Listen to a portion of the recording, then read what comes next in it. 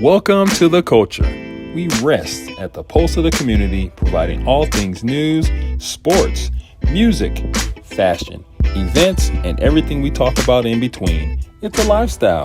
We are The Culture. All right, welcome to another edition of The Culture. Today we have a special guest, super special guest, Kevin Berthia, suicide survivor and advocate, California native. Yes, sir. Kev, the show, man. I got to tell you this, man. When I saw your story one night, I damn nearly was in tears, bro. And so, God has plans, and He obviously has plans, plans for you. So, tell us your story. What do you think God's plans, were for you? On March 11, 2005, I had no idea. Just to kind of give you a quick little summary, just going by that date, March 11, 2005, before that date, I thought that He didn't have a plan for me. I always felt, I felt without purpose. I was always searching for something worthy enough worth living for. I struggled pretty much my whole entire life. I was 22 years old when I drove myself to the Golden Gate Bridge. So you figure 22 years of literally trying to figure out who Kevin Berthia was, dealing with so many different dark demons on the inside, so many voices, so many different things that were going on with me. And I was adopted, and that was pretty much, that's my big root. That was the root to pretty much all of my everything that I was dealing with, just trying to deal with, understand of why, how could she, give birth to me and just look at me and just give me up. So I was struggling, dealing with so many different things. So I really, from birth to about 30, I really didn't see that God had a purpose for me. Literally, it took me going through so many different things, 22 failed suicide attempts, on and off, in and out of psychiatric hospitals, on and off medication. I mean, so many different things before I saw the plan and the purpose.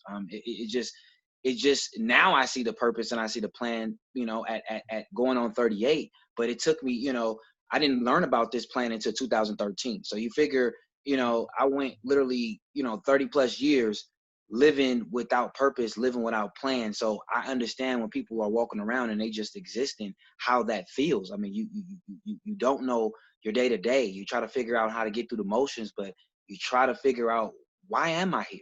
And I've been lucky enough and blessed enough to find that. Right. What do you think your purpose is?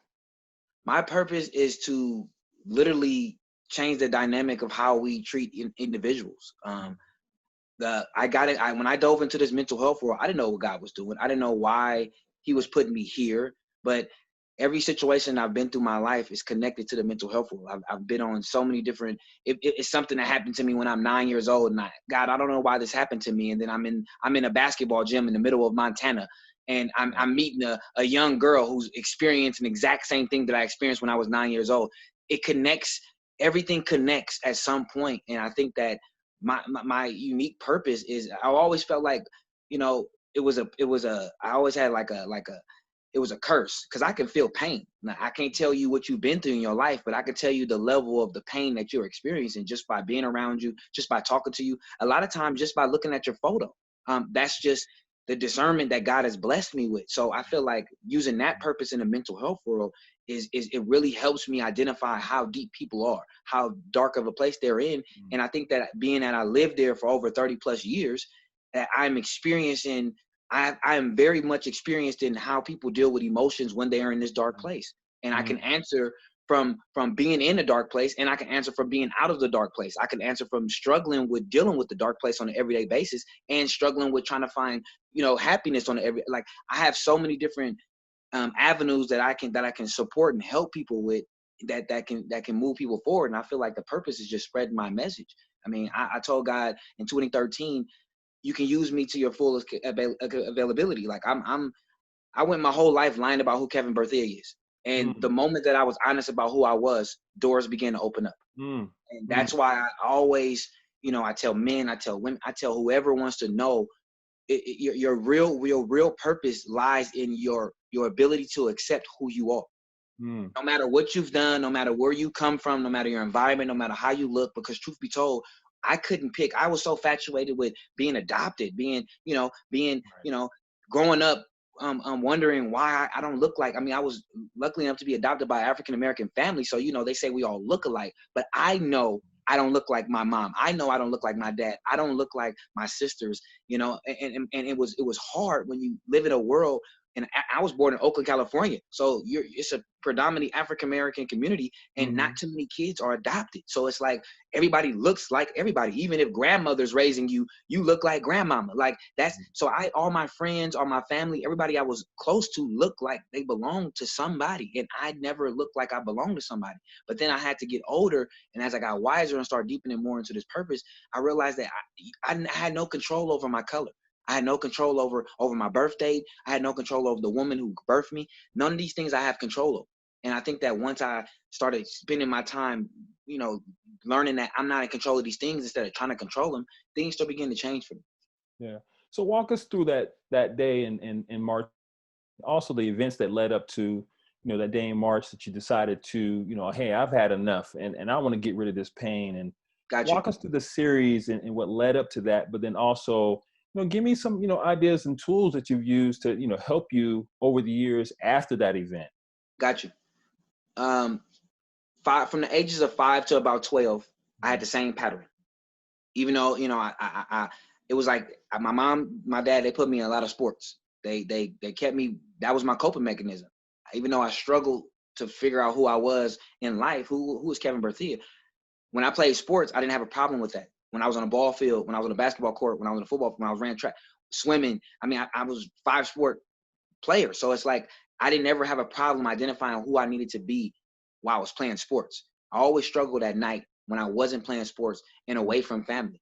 And when I was around family, I always wanted to put on this front to make it seem like everything was okay with me, because I never wanted anybody to ever question what was going on. So I was a happy, jovial kid. Like I said, it was the same routine. I got up every single morning, went to school. After school, I had practice. After practice, I had basketball practice. After basketball practice, I had practice at the boys' club. Like I had 3 practices a night. I had games on Fridays and Saturdays. I had church all day Sunday. This was my routine life from 5 to 12. It was like every day. It was the same thing. So I didn't have time to figure out how I felt. I didn't have time to figure out if I really was questioning the voices in my head. None of these things, because I stayed matted in this routine. Only thing that changed in my routine is every single night. Well, it didn't change, but only time I struggled in this routine is every single night I cried. I didn't know why I was crying. I cried every single night. So I just acted like it was just okay. Like it was just something about me. But I never grew up watching another man cry, or never seen another Black man cry. So I thought it was something weird about me. So I just always kept that to myself. The turning point for my life was when my parents separated and will go on to divorce.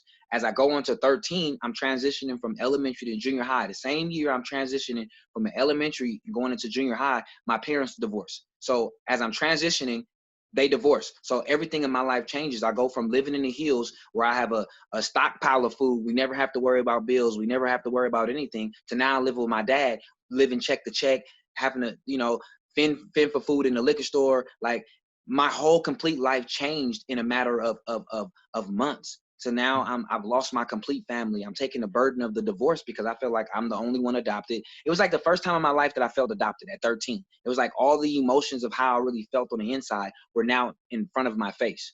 By the time I turned 14, I was all over the place. This was when I had my first suicide attempt.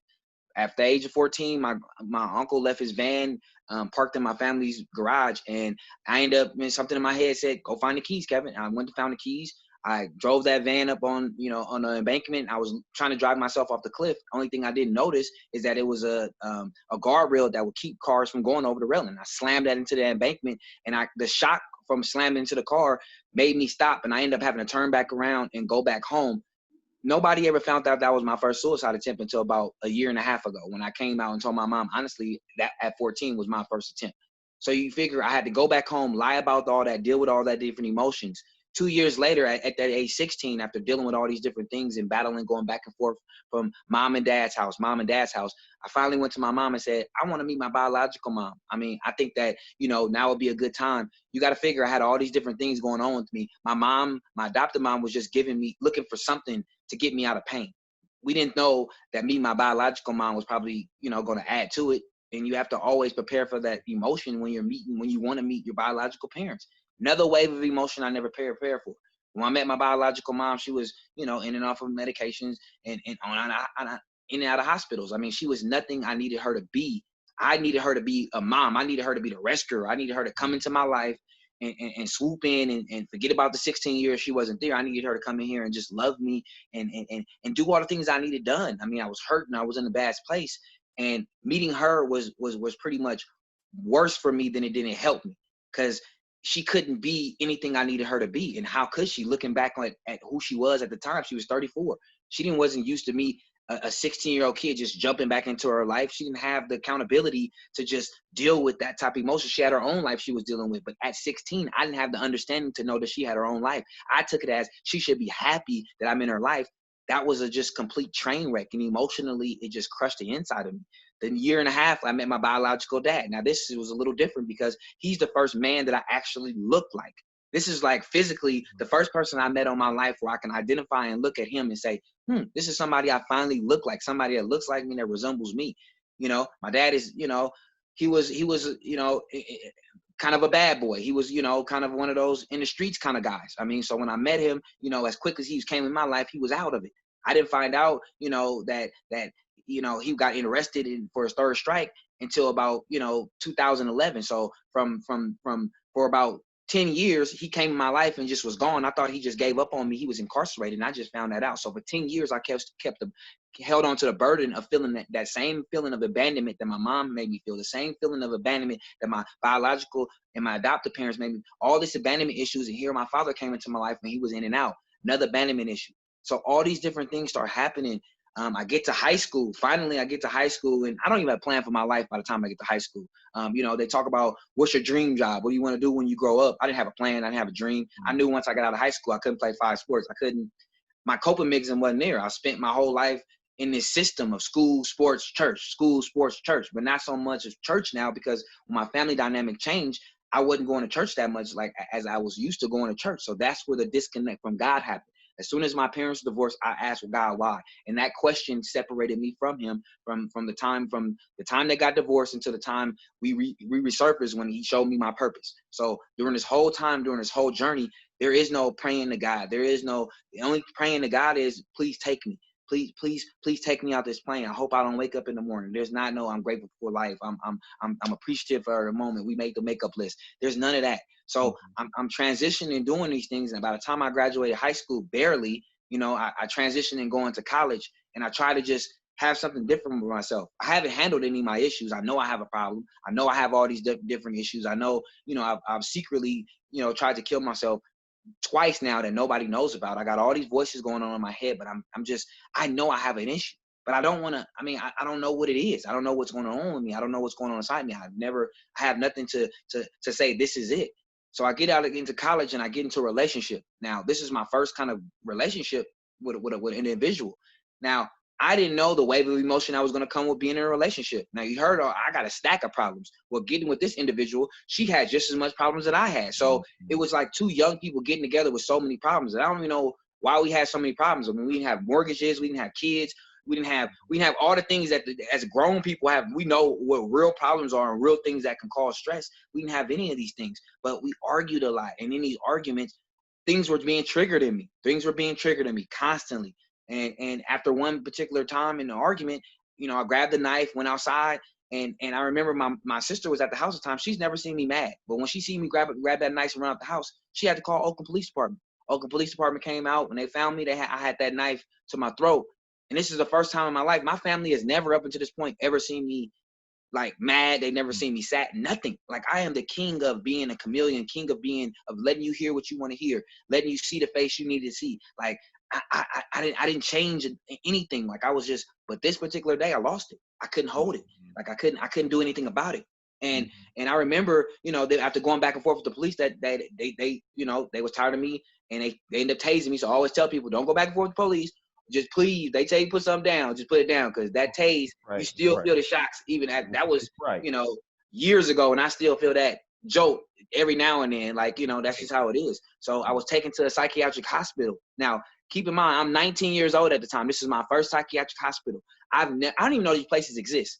They don't tell you, you come from Oakland, California, we are a tight-knit community. We stay inside of Oakland, California. So I didn't even know this. Literally, I didn't even know they had crazy houses. I mean, that's what we would have called it. But I woke up and came to, and I remember all these yelling and all these different things, and people were coming in my room, and I was yelling at them, telling them to get out. That went on for a couple of days. They didn't tell me I had to comply with these people. They didn't identify who they were.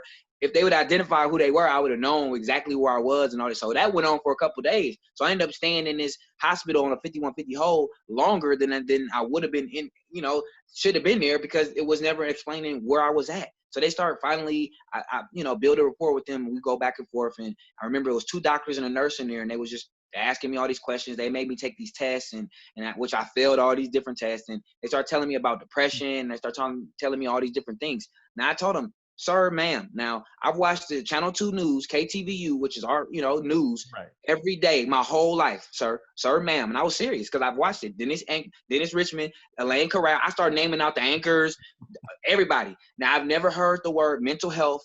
I've been in every school assembly. I've snuck into every school assembly. So I've been around. Like I'm very attentive. Like I pay attention to the world. Like I've never heard depression. What is that? I've never heard mental health. I've never heard 5150. I've never heard all these different things that they were trying to tell me. I never heard. I'm 19 years old and I'm finally hearing this stuff for the first. I've been battling with this stuff for 19 years and I'm finally hearing it for the first time. So of course, what did I do? I denied it. I ain't got none of that stuff. Sorry, what about the knife? I just had a bad day. So I did whatever I could do to comply and got out of that place. And I went home. When I went home, my adoptive mother, who loves me more than anything, she had a real problem with this. Like this is because up to this point, I've never had an issue. So she took this hard. And so for her only, I said, okay, I'll go to outpatient program for you. Now they put me in this outpatient program and it literally was a bunch of adults in there talking about their problems. I've never talked about my problems my whole life. I don't know how they felt I was going to be comfortable in there. In a next span, I ended up staying there. I was only supposed to stay there 8 weeks. I ended up staying there about 19, almost 21 weeks. In that time span, I went through 6 different therapists who prescribed me 6 different medications. I had stuff that had my medicine I had my weight all up. I started getting I'd never had a cavity in my life. Like I started getting cavities from the medicine. My mood swings are all over the place.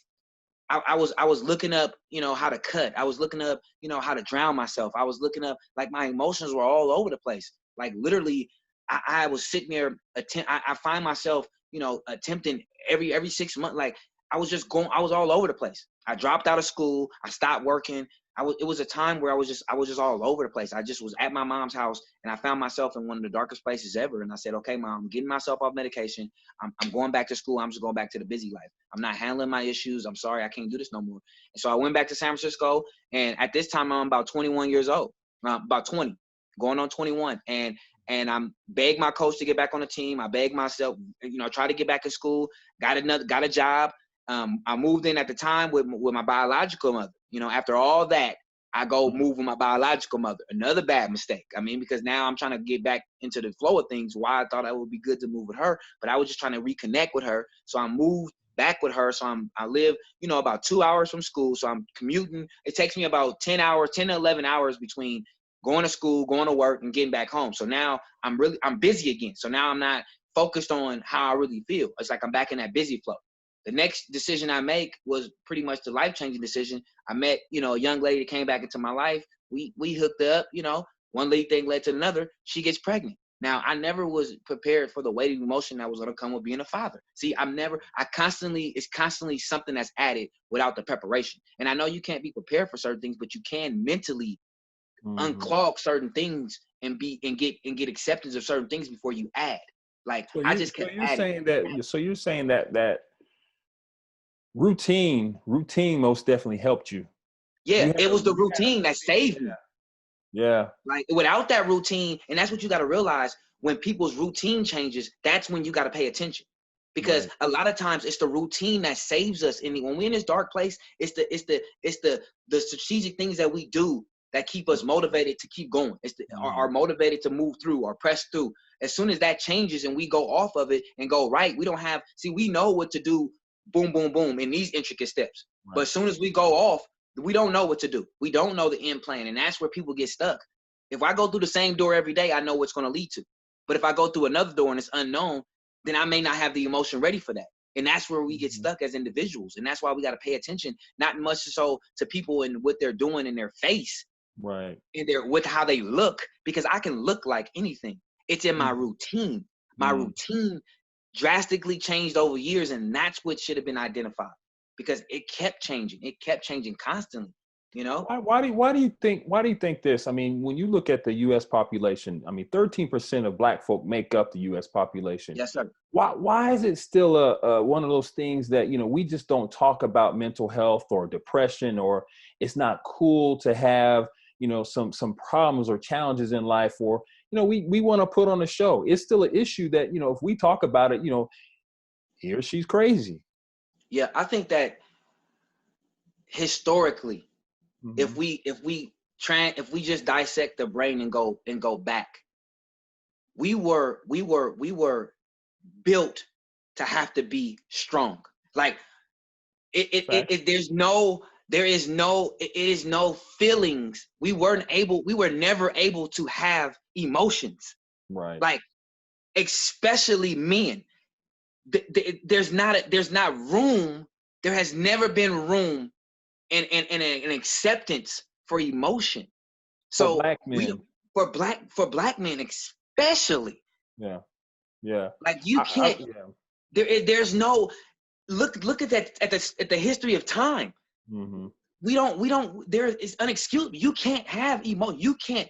You are expected. We are expected to always stand tall, and that's what makes us a Black man, a strong Black man. If you're not strong, that don't make, it's like you're not Black. Like, you have to be a strong Black man, and strong Black men don't show emotion. Strong Black men don't cry. Strong Black men are not vulnerable, because from what society has shown us as Black men, for what we see, it's not about what society sees, it's about what we see as Black men. We see our grandfathers and our fathers and our uncle strong men. Like I told you, I grew up, I didn't see a man that cried. Like, and it's a lot of men that can grow up and say, you know what? I never seen a man that cried either. Because you just don't see it. It's just not something, you're not gonna just grow like. And then when you see a man crying, it's like it's shamed upon. Like, what's wrong with you? So you cannot show emotion. You're taught to keep stuff in, but we're human. Like, it's completely fraud. It's a complete fraud that the color of our skin it's a lie. tells us that we are not human. This color has changed us to where we're not human. Like, and we can't be human, and we can't have real emotions. We can't feel when our mother dies, or when we lose a loved one, or when our girlfriend leaves, or when we fall, or when we trip, or when we're wrong, or when we say the wrong thing. We're taught that, you know, to quickly eliminate the emotion. And I think that once we unlock, and we have people like me who has a story, whose story is at the forefront, who is a Black man, who doesn't have a problem crying at the drop of a dime. Why? Because I spent my whole entire life living a lie. And my real vulnerability, my real blessing didn't start till I was vulnerable. God didn't show up for me until Kevin stopped being so strong. Like, I can't stress that enough. He has no room to work. As long as we are the strength, he has no room to work. And we're just trying to do everything on our own, and we cannot. There's no individual, especially a Black man, at 13%. Like, that can do it alone. Like, when you just said, think about that 13%, that means we can't do nothing alone. Nothing, but we still try. We still try to outshine. We still try to outdo. We still try to out-manipulate instead of trying to come together. But you see, more than ever, you see that we can come together. So there's not an excuse. So all the excuses are out the door, because the only great thing that came out of the Floyd is the fact that we can show up. And all the times of people saying that, oh, we won't show up. No, we'll show up. We just got to realize what we're showing up for, and that we got to come on one accord and really show up for the right things. And we got to show up for each other. We have to show up. If the real 13% showed up in numbers, if we really stood up in numbers and stood up and really identified things and really identified and accepted who we are and really deal with these certain things, we would be more powerful than we would ever possibly imagine. The problem is, we think power lies in individuality. And we can't come to a country that doesn't belong to us and think that we're going to be powerful on our own by ourselves. It doesn't work like that. Right. Right. Like it's impossible. Right. So why didn't you jump? Because I mean, you know, Kevin Briggs, and I know he means a lot to you, right? Yeah. But what was it about him and that, and you're on the top of this bridge and you just decide, hey, this man sat there and listened to you. Yeah. But most people, what you have to realize is it's not Sergeant Officer Briggs that saved my life. Like right. it's who he allowed himself to be in that moment. Because truth be told, I never looked up and my eyes were closed and my head was down. So I didn't know it was a first responder white cop who was talking to me. And I always say that because my perception of the police department and law enforcement was different March 11, 2005 than it is, June 22nd, June 23rd, 2020. You see what I'm saying? Right. It was completely different. Like I had many bad run-ins and so if I would have looked up, the conversation would have been a little different. Right. But because I didn't look up, because I looked down, it was just a voice in his compassion. The fact that he was able to in that moment, in all those moments with all that going on, still not rush me and still allow me to get everything out. And I knew in my heart, as I began to talk, I knew that if I needed to talk for 9 hours, he was gonna listen. It's like I knew it without me looking up, it's like we connected. Because you got to realize when I drove myself and got there, I was just looking for one reason not to jump. And I got out there for about 5 or 10 minutes and I couldn't find that reason. I looked over the railing, and when I looked in the water is where everything in my life made sense. When I looked in that water, I saw peace.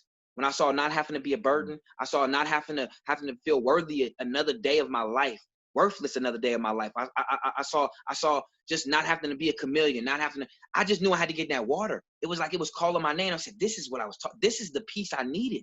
It's like I finally can get out of this pain. So I took a couple steps back and I jumped off the bridge. The only thing that stopped me is as I'm in the midair, his voice, which I don't even know what he said, but it was enough of a distraction to where I grabbed the railing and I turned myself in a position. And that picture you see is me actually, and where I stepped out on that cord, that 4-inch cord, that's the only place on the bridge where it has a cord right there. If I would have picked any place, it's like God knew exactly what he was doing. He knew. This is not. I don't. And I think that I'm able to get used, and I'm able to. The doors have opened up for me is because I understand that this is God. This has nothing to do with Kevin Berthia. This has nothing to do with Sergeant Briggs. This has everything to do with God showing up and showing the world how powerful he can be in the darkest of moments. I can show up for you. Like, no matter what, I can show up for you. You have to believe that. And I think that what brought me back is the ability to finally just get everything out. Everything that I wanted to say to my adoptive mom, everything I want to say my adoptive dad, everything I want to say my biological mom, my biological dad, coaches, therapists, mentors, people that I just wanted to tell, he learned about. I started from the age of 5 and I worked myself all the way up to that current day at 22 years old. He learned about 17 years of my pain, and he just simply listened. He didn't offer advice. He didn't offer, what do you think I should do, or none of these things. He just simply listened, which we need. We need what I needed, because we try to be problem fixers, and we cannot fix people's problems. I don't care how long you've been knowing a person. I don't care how close you are. If that's Shabu, I don't care. Listen, you cannot fix people's problems. We have to stop becoming problem fixers and start becoming listeners. Because I guarantee you 9 times out of 10, once people get heard, they not only get healed, they hear what their problem is, and because they know the solution. We know our own solution. Sometimes we just get clogged up in the problem that we can't hear our own solution. That's why when we talk about it or write it down, we're able to identify and say, you know what? Okay, I did this, this, and this, but you know what? Maybe if I do this, this will work. But when you're in that dark place and you're in that moment, you can't talk to yourself. You can't, because the same brain that's telling you to make the right decision is telling you to make the wrong decisions. That's why we have to depend on people to just really just listen to us and hear what we really need to hear. Now, all the emotions that I talked about, he could have picked a number of things to try to bring me back over the ledge. And I guarantee you it wasn't going to bring me back over, because see, he had to listen to the different emotions that came with everything that I was talking to him. It was a different emotion when I talked about my daughter. When I talked about my daughter, that was his latch. He knew that if he latched onto that, that would probably be the thing that brought him back over the railing. Because truth be told, I've been battling suicide my whole life. I've been battling ideations my whole life. I've been battling voices in my head my whole life. That didn't get me over the railing, because I've been in this dark place. I've been in this pain. The new element of feeling like a failure as a father, that is what put me over the edge. My daughter was premature. She 6.5 weeks in ICU. I died in that moment 6 weeks before, and that was April, of 2004. I died from April 2004 to March 11, 2005. That's where Kevin died. Like, I was dying failure as a father. I lost my job in that time frame. $250,000 of debt from that hospital bill. Like failure as a father. That's what got me over the railing. And because he was able to listen to that, he made me identify and see, Kevin, you need to be here for her next birthday, which was April 6th. I went to the bridge March 11th. Like, I would have missed our first birthday, which is less than a month. Like, he made me identify, made me see that. Like, after getting all that out, he literally listened to me for 92 minutes. I stayed in that same position on that court. I'm afraid of heights. I'm freezing cold, but it wasn't even about that. That's how I know angels were literally holding me against that railing. They had to be, because there's no way, after all that emotion, after everything, because I'm a passionate talker. Like, just like I'm talking now is how I was talking then. So There's no way, with nothing on the back of me, and I'm not holding on, that one slip and that's it. While everything in my brain is still telling me, Kevin, just let go. Like, what are you still here for? Like, so I'm still having to battle through that. But I finally got enough out of me to where I felt like I was able to come back. And it still wasn't enough. I came back. I still didn't accept. You would think somebody goes to the bridge, sir. Okay? You would think somebody goes to the bridge. The bridge was number 13, was my 13th failed suicide attempt. Okay? 13. That was number 13. Okay? The bridge. You would think after 13 failed suicide attempts, something would change. Something will you would start accepting something. When I got home after 14 days of being in a psychiatric hospital, I got home. My mom showed me that picture was front page of the San Francisco Chronicle. I immediately shut down.